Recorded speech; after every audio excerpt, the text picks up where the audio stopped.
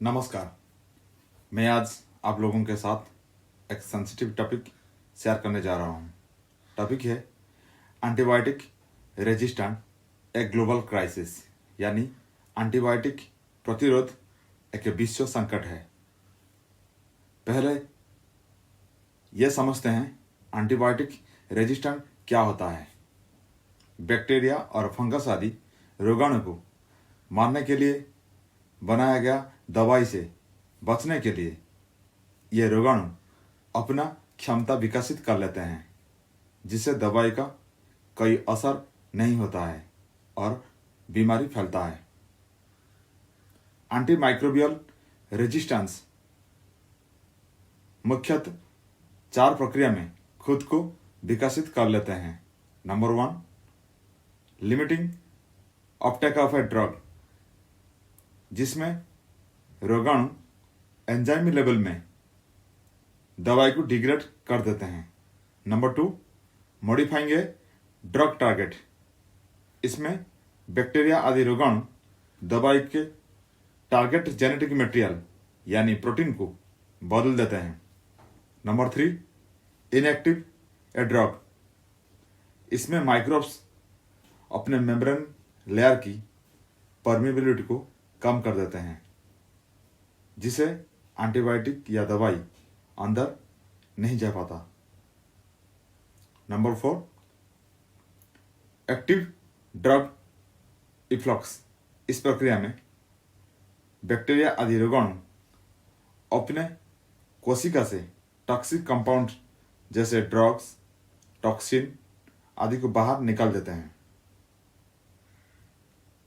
Antibiotic resistant एक विश्व संकट क्यों है? नंबर 1, हायर मेडिकल कॉस्ट,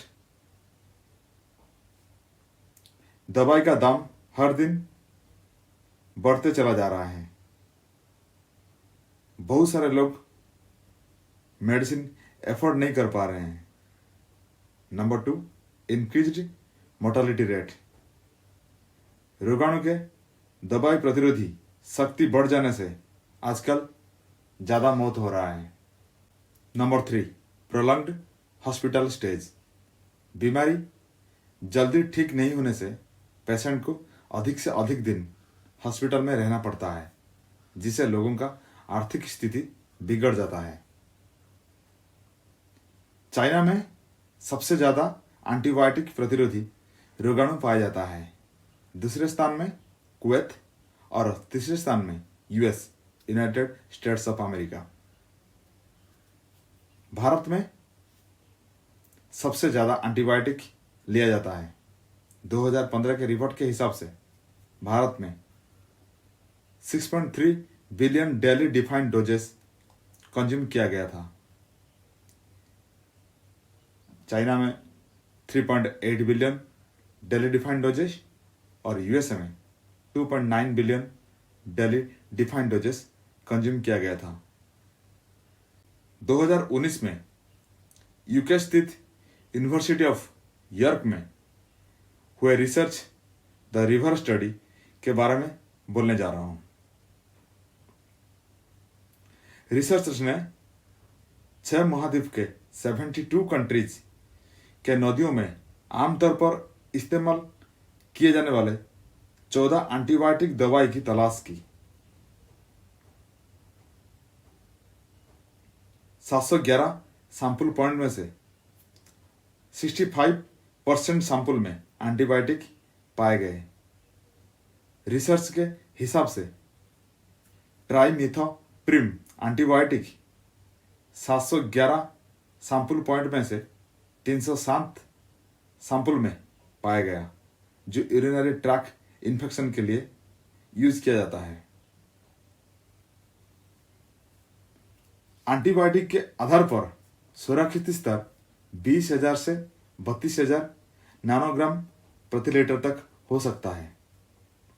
इस रिसर्च के हिसाब से बांग्लादेश के कुछ नदियों में मेट्रोनिडाजोल एंटीबायोटिक कॉन्सेंट्रेशन सुरक्षित स्तर से 300 गुना ज़्यादा पाया गया है, जो स्किन और माउथ आदि बैक्टीरियल इन्फेक्शन के लिए यूज किया जाता है। सिप्रोफ्लॉक्सासिन जो ज़्यादातर बैक्टीरियल इन्फेक्शन के लिए यूज होता है, इस रिसर्च के हिसाब से 51 नदियों के पानी में सुरक्षित स्तर से ज़्यादा पाया गया है। हमारा देश में 2022 यानी इस साल के अंत तक खेती में यूज होने वाले एंटीबायोटिक जो टीबी ट्रीटमेंट के लिए यूज होता है बैन हो जाएगा।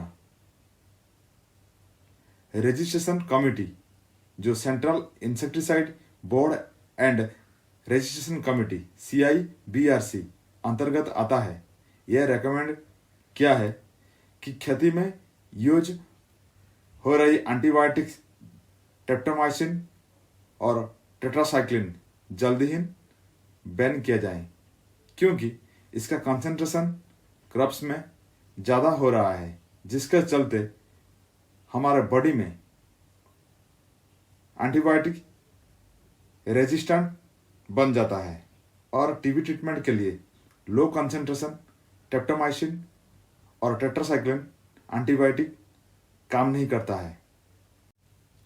2014 की एक रिपोर्ट के हिसाब से 2050 तक 1 करोड़ लोगों का मौत एंटीबायोटिक रेजिस्टेंट बीमारी की वजह से होगा।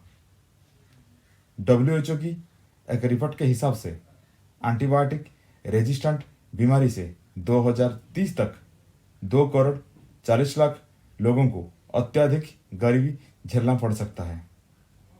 दवाई प्रतिरोधी बीमार के कारण दुनिया भर में हर साल लगभग 7 लाख लोगों का मौत होता है, जिसमें से 2,30,000 लोगों का मौत सिर्फ मल्टी ड्रग रेजिस्टेंट ट्यूबरकुलोसिस के वजह से होता है। ये विश्व संकट को कैसे नियंत्रण में ले सकते हैं? Number 1, infrastructure for waste and waste water treatment plan. Number 2, strictly follow government regulations. Number 3, clean already contaminated area और sources. Number 4, stop overuse and misuse of antibiotics. Number 5, proper knowledge and awareness about antibiotics and its side effect. धन्यवाद। जय हिंद।